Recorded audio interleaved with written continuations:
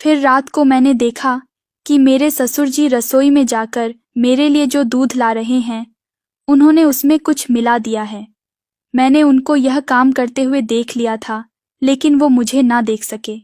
मैं चुपचाप वापस अपने कमर में आ गई और मैं बैठ गई। तभी थोड़ी देर के बाद मेरे ससुर जी भी आ गए। वो मुझसे कहने लगे कि बेटी, तुम यह दूध पी लो और उसके बाद में सो जाओ। इतना कहकर वो अपने कमरे में चले गए और मैंने उनके चले जाने के बाद वो दूध जानबूझकर चोरी छिपे नीचे गिरा दिया और मैं सो गई। अब मैं सोने का नाटक करके चुपचाप लेटी रही। करीब 1 घंटे के बाद मेरे ससुर जी दोबारा मेरे कमरे में आ गए। उन्होंने मुझे आवाज दी, लेकिन मैं एकदम चुपचाप लेटी रही। वो मेरी तरफ से कोई भी हरकत ना होते देख तुरंत समझ गए कि मैं अब तक गहरी नींद में सो चुकी हूँ। वो भी चुपचाप मेरे पास में आकर लेट गए और थोड़ी देर के बाद उन्होंने मेरे गाउन उनको धीरे से थोड़ा सा ऊपर उठा दिया। पहले उन्होंने कम उठाया था और फिर घुटनों तक, और उसके बाद उन्होंने अपना एक हाथ मेरे संतरों पर रख दिया और वो मेरे संतरों को हल्के हल्के दबाने लगे। कुछ देर बाद मेरी आग अंदर ही अंदर सुलगने लगी और मैं एकदम से उठ गई। मुझे अचानक से अपने सामने ऐसे देखकर बाबूजी बहुत ज्यादा डर गए। दोस्तों, मेरा नाम कविता है और मैं दिल्ली में रहती हूँ। मेरे पति बाहर नौकरी करते हैं, इसलिए वो साल में 1-2 बार ही हमारे घर पर आ पाते हैं और बाहर नौकरी करने की वजह से उनके पास मुझे देने के लिए बिल्कुल भी समय नहीं होता है, जिसकी वजह से मैं हमेशा प्यासी तड़पती रहती हूँ। वह है जिनको मेरी बिल्कुल भी परवाह नहीं थी। उनके बाहर रहने की वजह से मेरे घर पर मैं मेरे भाई और मेरी ननद के साथ रहती हूँ और उन दिनों गर्मी की छुट्टियां थीं, जिसकी वजह से मेरा भाई और ननद कहीं बाहर घूमने गए हुए थे और मैं अपने घर में एकदम अकेली थी। और घर में अकेली होने की वजह से मैं बहुत मॉडर्न और खुली खुली रहती थी। इसलिए मैं कभी सलवार कुर्ता, तो कभी जीन्स टॉप, तो कभी स्कर्ट टी शर्ट, तो कभी गाउन पहना करती थी। और हमारा घर बहुत बड़ा है और उसमें बहुत सारे कमरे हैं। एक दिन मेरे ससुर जी आ गए और वो करीब 10-15 दिनों के लिए आए थे और उस समय घर पर कोई भी नहीं था और सभी लोग बाहर गए थे। तभी मेरे ससुर जी आ गए और मैंने मन ही मन सोच लिया कि चलो, अच्छा हुआ घर में कोई तो आ गया, वरना इतने बड़े घर पर मैं बिल्कुल अकेली थी। दोस्तों, मेरे ससुर जी दिखने में बहुत ही अच्छे हैं। वो 24 की उम्र में भी एकदम जवान लगते हैं और उनको देखकर एक बार तो मेरा भी मन हुआ मजे मस्ती हो जाए, लेकिन वो मेरे ससुर हैं, ये बात सोचकर मैं रुक गई। फिर मेरे ससुर थोड़े दिन तक तो ठीक रहे और उनका मेरे साथ व्यवहार अच्छा रहा, लेकिन उसके बाद मैंने महसूस किया कि वो अब मुझे कुछ अलग नज़र से देख रहे हैं। वो मुझे हमेशा बहुत गौर से देखते थे।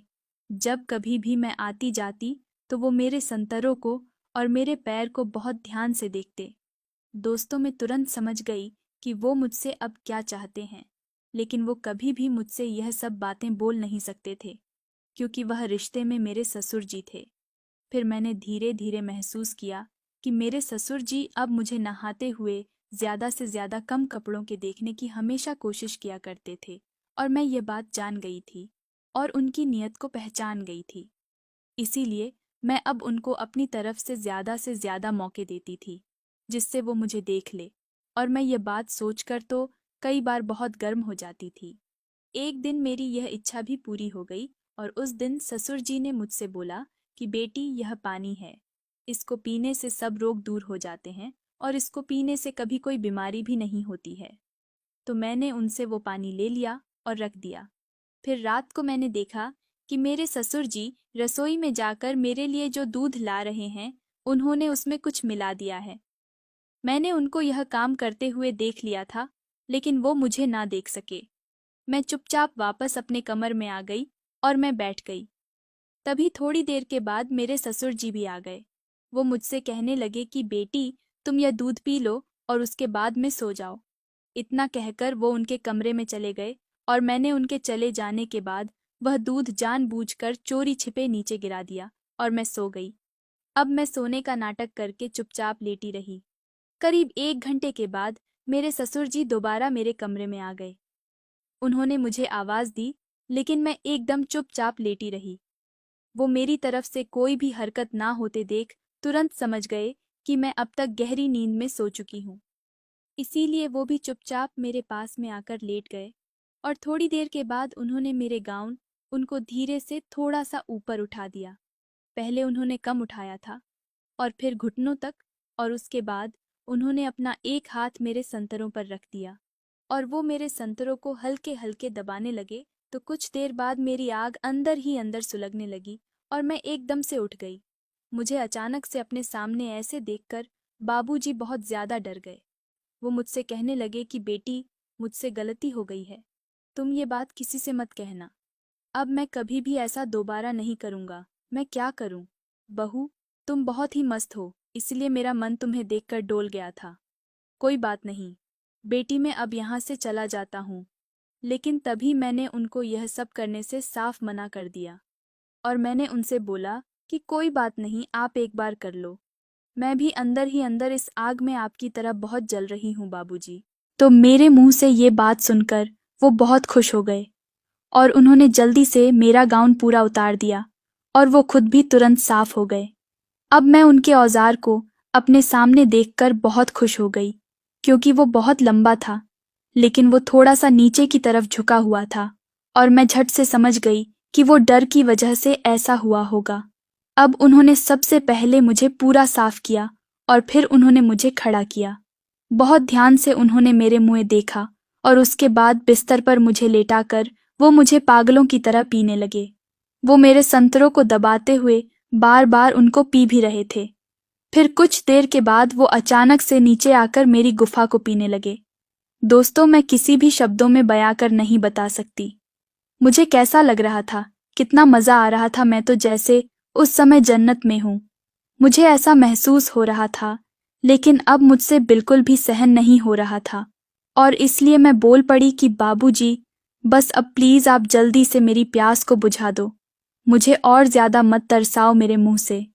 यह शब्द सुनकर वह तुरंत ऊपर आ गए और उन्होंने मेरे दोनों नावों को मोड़ दिया था। अब उन्होंने अपने औजार को मेरी गुफा के मुंह पर रखकर एक जोर का धक्का मार दिया, जिसकी वजह से एक ही बार में उनका पूरा औजार मेरी गुफा की गहराइयों में चला गया और अब मेरे मुंह से एक बहुत जोर की चीख निकल गई। प्लीज थोड़ा धीरे करो बाबूजी। फिर बाबूजी ने धीरे धीरे धक्के देकर मेरी खुदाई करना शुरू कर दिया और उसके बाद मुझे और बाबूजी, हम दोनों को मजा आने लगा। मुझे बहुत अच्छा लगने लगा और मैं बता नहीं सकती। फिर कुछ समय बाद मुझे लगा कि मैं अब झड़ने वाली हूँ, तो मैं बोल पड़ी, बाबूजी प्लीज अब जल्दी से करो, मैं अब झड़ने वाली हूँ, मैं अब ज्यादा देर नहीं रुक सकती, प्लीज। फिर मेरे मुंह से यह बात सुनकर बाबूजी अब और भी तेज धक्के देने लगे थे और मेरे मुंह से एक तेज आवाज निकली, बाबूजी मैं तो मर गई। और फिर मैं इतना कहकर झड़ गई और बाबूजी भी बेटा बोलते हुए वो झड़ गए। उन्होंने अपना पूरा पानी मेरी गुफा में डालकर अपने औजार को अंदर बाहर करके एक दूसरे में मिला दिया और अब उनका पानी मेरी गुफा रस के साथ बहकर बाहर आने लगा। वो गर्म गर्म माल बहकर मेरी गोरी नाव तक पहुंच गया।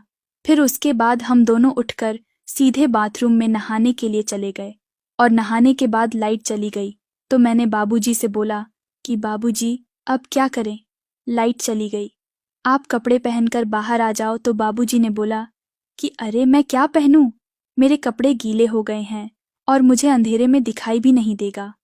तो मैंने उनसे बोला कि आप एक काम करो, आप मेरे कपड़े पहन लो। फिर बाबूजी बोले कि मैं तुम्हारे कपड़े कैसे पहन सकता हूँ।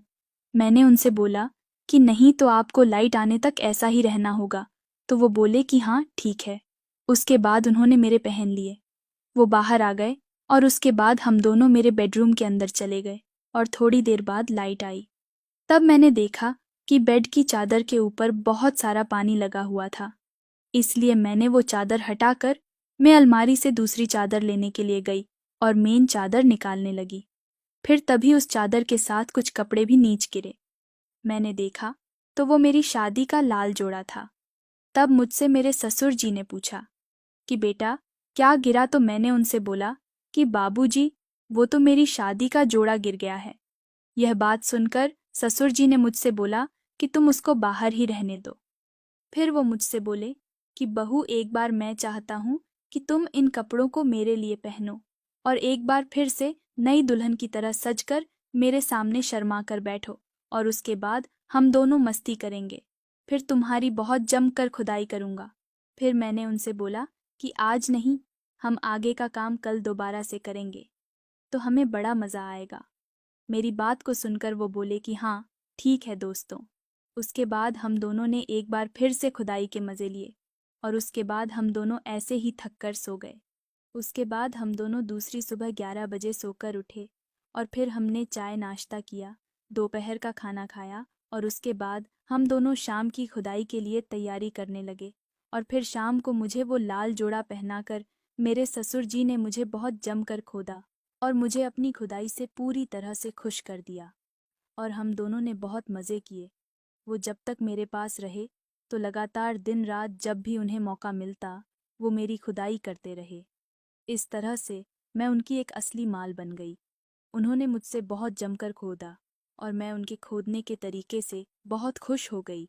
हर एक नए तरीके से उन्होंने मुझे पूरी तरह से मज़ा दिलाया। वो मज़ा, वो सुख दिया जिसके लिए मैं इतने लंबे समय से तरस रही थी। मैं उनका साथ पाकर बहुत खुश थी।